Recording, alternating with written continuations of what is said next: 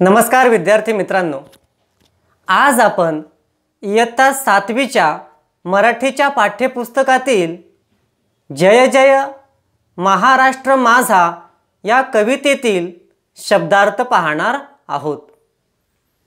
चला तर मग जाणून घेऊया कवितेतील शब्दांचे अर्थ। पहिला शब्द आहे गरजा। गरजा म्हणजे गर्जना करा, जयघोष करा।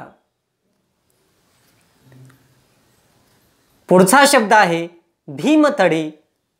भीमथडी म्हणजेच भीमा नदीचा काठ।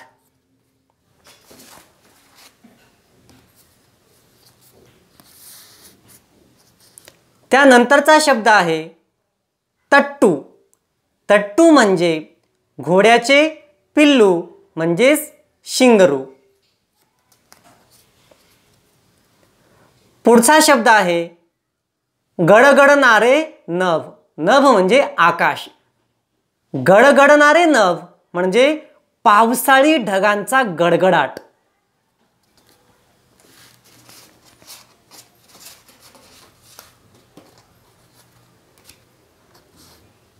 त्या पुढचा शब्द आहे जवाब। जवाब म्हणजेच उत्तर। पुढचा शब्द आहे गुंजला। गुंजला म्हणजेच निनादला।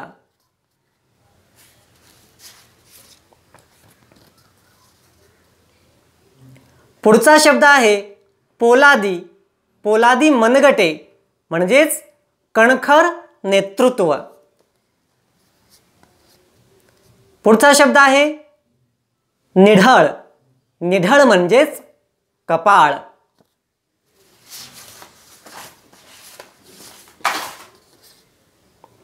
त्यानंतरचा शब्द आहे तख्त।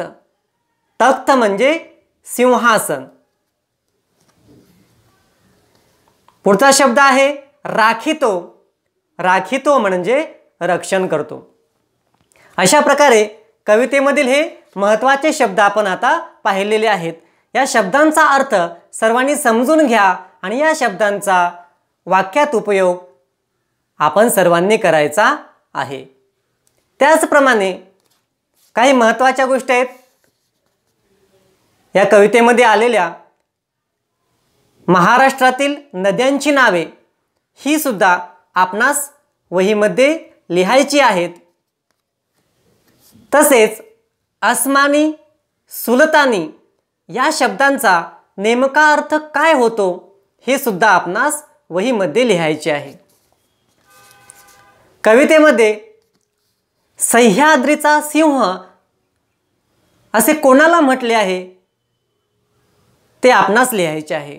तसेच शिवशंभू राजा असे कोणाला म्हटले जाते व का म्हटले जाते याचे सविस्तर वर्णन आपणास वहीमध्ये करायचे आहे। धन्यवाद।